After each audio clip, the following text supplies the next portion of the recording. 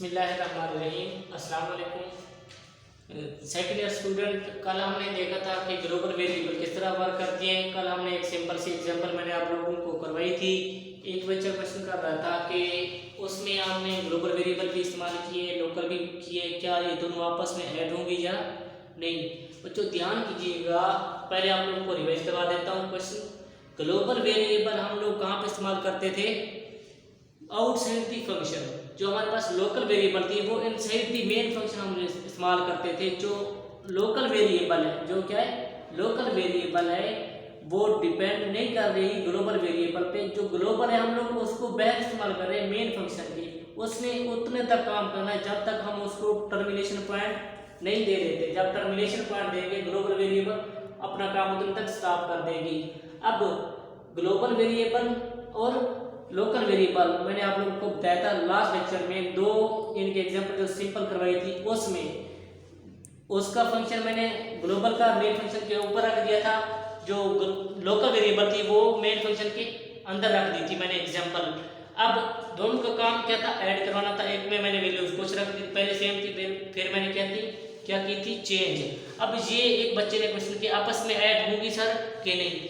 बच्चों देखिए ध्यान से, जब तक हम प्रोग्राम में खुद इंस्ट्रक्शन नहीं देंगे कि ये वीडियो ऐड होनी चाहिए आपस में या नहीं, तब तक ये सिस्टम उसको ऑटोमेटिकली ऐड नहीं करेगा। ग्लोबल वेरिएबल आपने फर्स्ट के स्टार्ट पे इस्तेमाल किया तो at the end of termination point जब आएगा तो सिस्टम उतने तक ही वर्क करेगा। वो ये नहीं देखेगा मैंने आगे किसको ऐड करना है किसको करना है, उसने अपना काम करना है, उसका ये काम हो गया। अर्ज किया मैंने यहाँ पे वही इस्तेमाल किए। अब इसने ये नहीं देखना कि अंदर क्या इस्तेमाल है, इसने ये देखना है मेरा काम क्या है, मैं क्या करूँगा। अब एट द एंड मैं आप लोगों को समझा दूँ, अगर थोड़ा बहुत यानी कि कन्फ्यूजन हो रही है आपको समझने में, आप लोग थोड़ी बहुत सर्चिंग भी कर सकते हैं। गूगल तो जिंदाबाद है ना, गूगल से भी थोड़ा बहुत देख लिया करो अगर कहीं पर कन्फ्यूजन हो। मेन पॉइंट ये है ग्लोबल वेरिएबल डिपेंड लोकल पे नहीं कर रही, जो लोकल है वो भी ग्लोबल पे डिपेंड नहीं कर रही। हाँ, लोकल को हम मेन फंक्शन के अंदर इस्तेमाल कर रहे हैं, जो ग्लोबल है वो आउटसाइड दी मेन फंक्शन है। काम सेम उसने भी अपना करना है, उसने भी अपना करना है। आज जो हम देखेंगे आप लोगों की बुक में देखिए, आज का जो हमारा मेन टॉपिक है, आई होप कि आप लोगों को वो क्वेश्चन समझ आ गया होगा। हम अब अपने मेन टॉपिक पे चलते हैं। एग्जाम्पल नंबर 2 किस चीज़ का? ग्लोबल वेरिएबल के लिहाज से हम लोग आज देख लेते हैं। इसकी मेन जो आप लोगों की बुक में दी गई है, इसको ध्यान से आप लोग देखें। ग्लोबल वेरिएबल की एग्जाम्पल आपकी बुक में दी गई है। अब ये आप लोगों का जो लेक्चर होगा आज का, यानी कि इस चैप्टर का स्मार्ट सिलेबस के लिहाज से लास्ट है। अगर कहीं कन्फ्यूजन हो तो आप लोग ये पूछ सकते हो, अगर समझ ना भी आए दोबारा भी मैं आप लोग को समझा सकता हूँ, कोई इशू नहीं है। कोशिश कीजिए अगर कहीं कन्फ्यूजन है तो वीडियो को पॉज करके बैक आ जाए, दोबारा सुन लें और थोड़ी बहुत सर्चिंग भी कर लें। आइए चलते हैं हम आज के अपने टॉपिक पे। जो एग्जाम्पल नंबर 2 है किस चीज़ की? ग्लोबल वेरिएबल की। अब इसमें आप लोग को पता होगा ये क्या चीज़ है बच्चों जी। अगर मैं आपसे क्वेश्चन कर लूँ ये क्या है, आप लोगों ने इतना तो पढ़ा हुआ होगा कि किस तरह हम लोग इस थीम में काम करते हैं। हम चैप्टर नंबर जो भी पढ़ रहे हैं हमारे पास क्या है 13 है, उसमें ग्लोबल वेरिएबल, इससे पहले आपने फंक्शन देखा था। अब मुझे मेरा क्वेश्चन ये है कि इंक्लूड यहाँ पे क्या एंगुलर ब्रैकेट stdio.h क्या है बच्चों जी? ये क्वेश्चन है, आप लोग सोच समझ के बता सकते हैं मुझे। इसको क्या कहेंगे आप लोग? इतना तो आप लोग को पता है, इसको क्या कहेंगे बच्चों? हेडर। या अगर आप लोग फंक्शनिंग में या अपने कोडिंग में हेडर का इस्तेमाल नहीं करेंगे तो आपका पूरे का पूरा लिखा गया कोड बेकार का बेकार है। याद रखिएगा, विदाउट हेडर फाइल आपको कोड किसी काम का भी नहीं है। लिहाजा इतना तो आप लोगों को भी आइडिया होगा ये क्या है। शुरू में क्या लिखी है? Header file. उसके बाद क्या है हमारे पास? वॉइड काउंटर, वॉइड, आगे क्या है सेमीकोलन, सेम इसी तरह आगे क्या है and count is equal to 0 semicolon. उसके बाद क्या है? वॉइड मेन, उसके बाद क्या है? Bracket close, open and closing. अब मुझे एक बात बताएं, अगर मैंने इस्तेमाल करना हो लोकल वेरिएबल का, कहाँ पे करूँगा जी? कहाँ पे करूँगा मैं? मेन फंक्शन के अंदर ही इस्तेमाल करूँगा लोकल वेरिएबल का। अगर मैंने इस्तेमाल करना हुआ ग्लोबल वेरिएबल का, किस चीज़ का?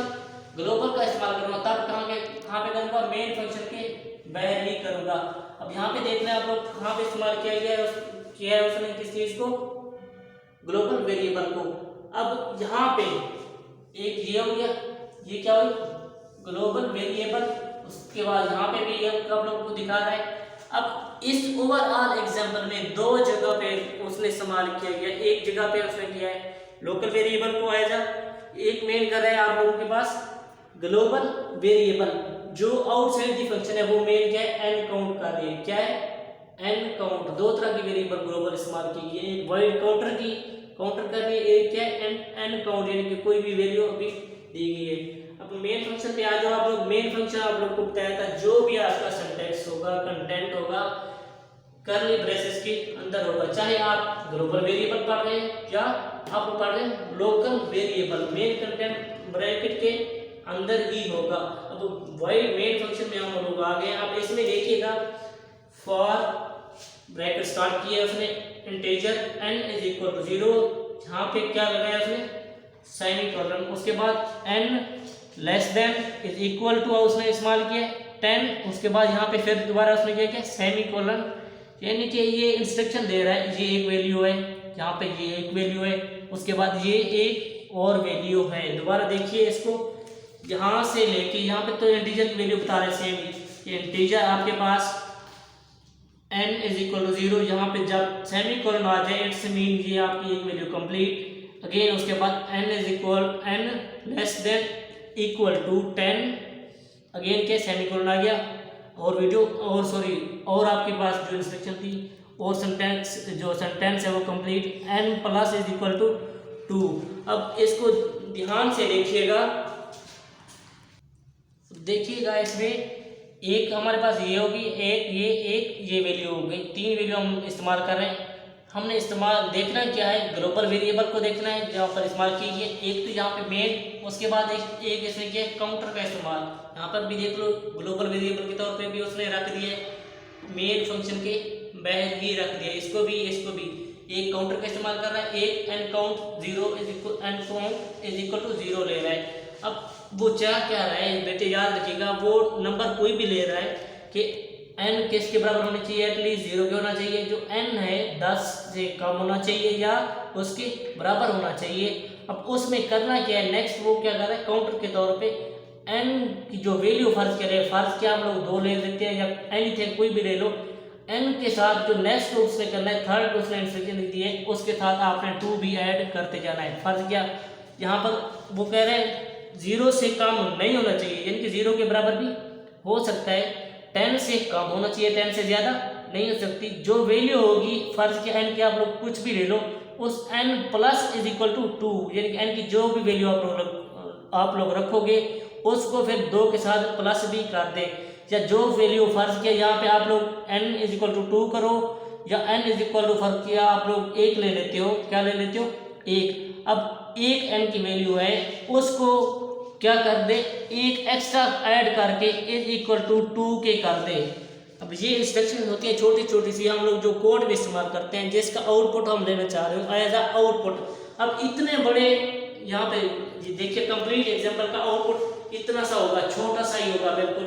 अब देखिए ये किस तरह काउंटर वर्क करेगा, 2-3 वैल्यू दिखाएगा, उसके बाद ये प्रोग्राम ऑटोमेटिकली बंद हो जाएगा। क्यों? क्योंकि इसमें सिर्फ जो काउंटर की वैल्यू होती है मैक्सिमम 6 तक चलती है, यानी कि एक हो गई 6 दफ़ा रिपीट। अब रिपीटर जो लोकल वेरिएबल में एक एग्जाम्पल आप लोग की बुक में वो आप लोग देख लीजिएगा, यहाँ पे जहाँ पे लिखा हुआ था 10 स्पेस आगे फिर 10, उसके बाद फिर स्पेस फिर 10, एट द एंड वो जो पॉइंट था टर्मिनेट हो गया था, जो फंक्शन था वो क्या हो गया था टर्मिनेट। अब इसमें ऐसा कुछ नहीं है, स्पेस की बात भी नहीं कर रहा, सिर्फ 6 वैल्यू उसके बाद जो प्रोग्राम होगा क्या हो जाएगा ऑटोमेटिकली उसकी काउंटिंग जो होगी स्टॉप हो जाएगी। अब प्रिंट क्या करवाना चाह रहे हैं, print n count is equal to percentage d and n count आगे क्या कर रहा है सेमीकोलन लगा रहा है, यानी कि एंड कर रहा है। जो भी आप करते हैं आपको बता रहे हैं, जो भी आप वैल्यूज लो उसको आगे आके प्रिंट कर दो, जो भी वैल्यूज एंड के रखो तो उसको आगे आके क्या कर दे प्रिंट कर दे। अब इस मेन फंक्शन की उसने ब्रैकेट क्या कर दी क्लोज कर दी। अब एक चीज और भी उसने रख दी, क्या रखी है वाइड काउंटर। वाइड हम लोग आप लोग को पता होगा किस लिए इस्तेमाल करते थे, आउटपुट के लिए। किस चीज के लिए हम लोग इस्तेमाल करते हैं आउटपुट के लिए आगे n count plus plus and so on वो कह रहा है। यहाँ पे मेन टर्मिनेशन पॉइंट नहीं दे रहा कि ये गिनती कहाँ तक आके स्टॉप होनी चाहिए। यहाँ पे आप लोग देख लो, यहाँ से आप लोग को ये नहीं बता रहा कि ये जो आपका काउंटर जो आपने सेट किया प्रोग्राम में रखा है कितने तक जाके स्टॉप होना चाहिए, यानी कि प्लस प्लस होता जाए, वो कहते हैं काउंटर होता जाए। जब 6 टाइम हो जाएगा, 6 टाइम हो जाएगा तब ये क्या हो जाएगा बच्चों, टर्मिनेट हो जाएगा। क्या हो जाएगा, टर्मिनेट हो जाएगा इसका पॉइंट। तो ये आप लोगों की एग्जांपल थी ग्लोबल वेरिएबल की। आप लोग दोबारा बुक में भी ध्यान से देख लीजिएगा, इसके नीचे जो आप लोगों को दी गई है बुक में आप लोगों की देख लेता हूँ। इसमें जो लिखा गया है ये आप लोग ध्यान से पढ़ लोगे तो आप लोगों को इस एग्जांपल की आसानी से समझ आ जाएगी। आई होप कि आप लोगों को समझ आ गई होगी। अगर कोई कहीं पर क्वेश्चन बन रहा है या एजुकेशन है तो आप लोग पूछ सकते हैं। I try to answer them. Okay, आज का लेक्चर यहीं पे वाइंड अप करेंगे। अल्लाह हाफिज़।